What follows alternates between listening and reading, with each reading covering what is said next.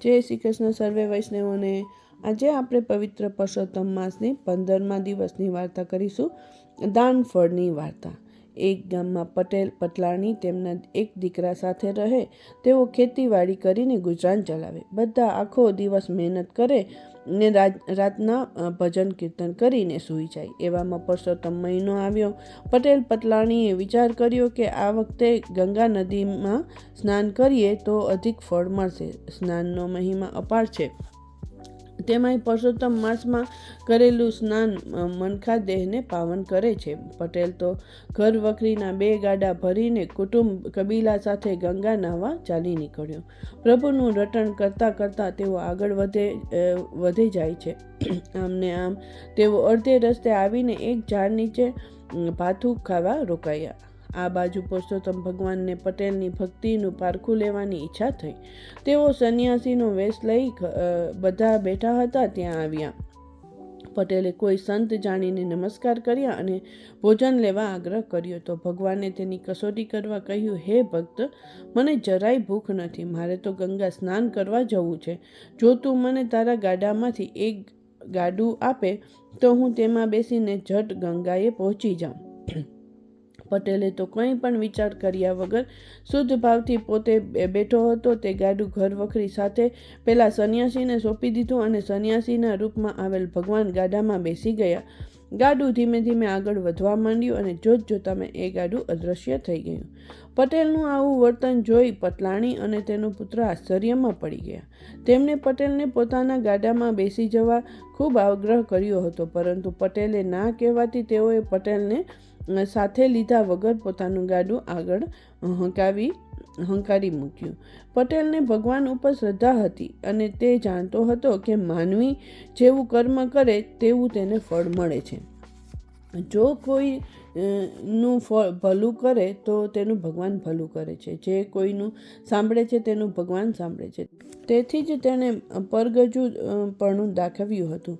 પોતાની પત્ની અને પુત્ર જે ગાડામાં બેઠા હતા તે ગાડું ઘણી દૂર નીકળી ગયું હતું, તો પણ પટેલને આશા હતી કે આગળ જતાં તેમનો મેળાપ જરૂર થશે। શ્રદ્ધાળુ પટેલ ભજન કરતો આગળ ચાલી નીકળ્યો, પણ રસ્તો એવો ઉજ્જડ હતો કે માર્ગમાં જળાશય કે ફળવાળું એકાદ ઝાડ જોવામાં આવ્યું નહીં। તે તો ભૂખ્યો અને તરસ્યો 3 દિવસ ચાલતો રહ્યો।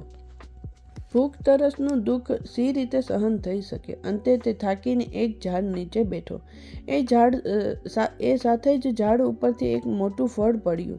ફળ તો પીળું અને એટલું મોટું હતું કે તેને ખાવાથી ભૂખ ભાંગી જાય, પરંતુ અજાણ્યું ફળ કેમ ખવાય એમ વિચારી પટેલ તે ફળ લઈ આગળ ચાલી નીકળ્યો અને કોઈને પૂછીને ફળ ખાવાનું મન સાથે નક્કી કર્યું।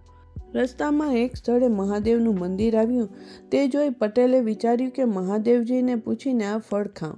એમ વિચારી તેણે મંદિરમાં જઈને શુદ્ધ હૃદયથી મહાદેવજીની ભક્તિ કરવા માંડી। તો 3જા દિવસની રાતે મહાદેવજી પ્રસન્ન થયા અને તેની સન્મુખ થઈને બોલ્યા, હે ભક્ત, તારી ભક્તિથી હું પ્રસન્ન થયો છું, માટે માગ, તારી શું ઈચ્છા છે? પટેલે હાથ જોડીને કહ્યું, પ્રભુ, આપના દર્શનથી હું પાવન થઈ ગયો। આમ કહી તેણે પેલું ફળ તેમને હાથમાં આપીને કહ્યું, હે પ્રભુ, હું 6 દિવસનો ભૂખ્યો છું, પરંતુ ફળને હું જાણતો નથી, સાવ અજાણ્યું ફળ છે, એટલે ખાતા ડરું છું। મને આ ફળનું નામ જણાવો, એટલે તે ખાઈને હું મારી ભૂખની તૃપ્તિ કરું।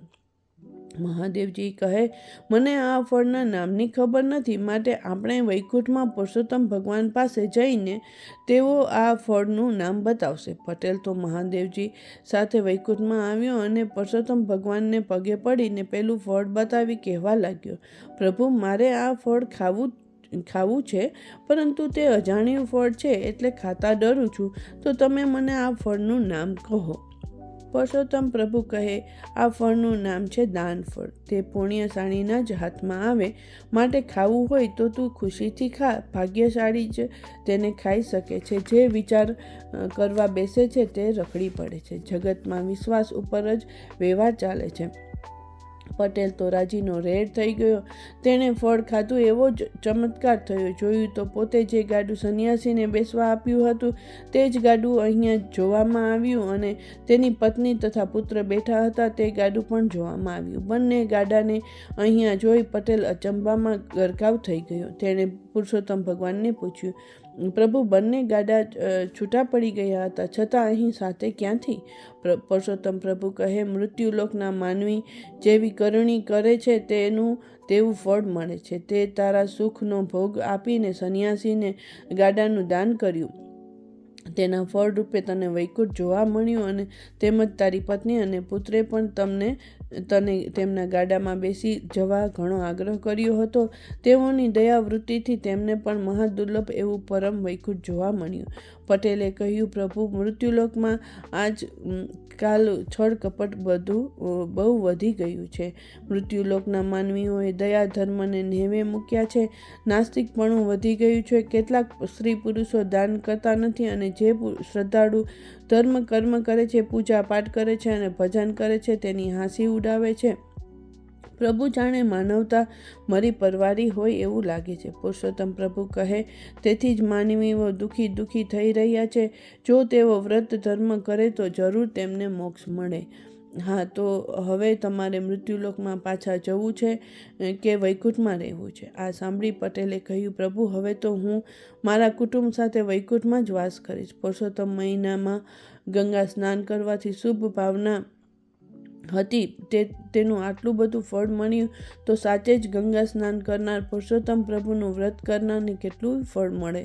પુરુષોત્તમ પ્રભુ બોલ્યા, હે ભક્ત, તેનો વૈકુંઠમાં વાસ થાય અને જન્મના ફેરા મટી જાય. અધિક માસમાં સ્નાનને કરે વળી જે દાન, વ્રત તેનું પૂરણ ફળે બની જાય મહાન. હે પુરુષોત્તમ પ્રભુ, તમે જેવા પટેલને ફળ્યા તેવા તમારું વ્રત કરનારને, મારો મહિમા ગાનારને અને પુરુષોત્તમ માસની કથા વાંચનાર સાંભળનારને ફળજો. ચાલો, જય શ્રી કૃષ્ણ. સર્વે વૈષ્ણવોને ફરી મળીશું નવા વિડીયો સાથે.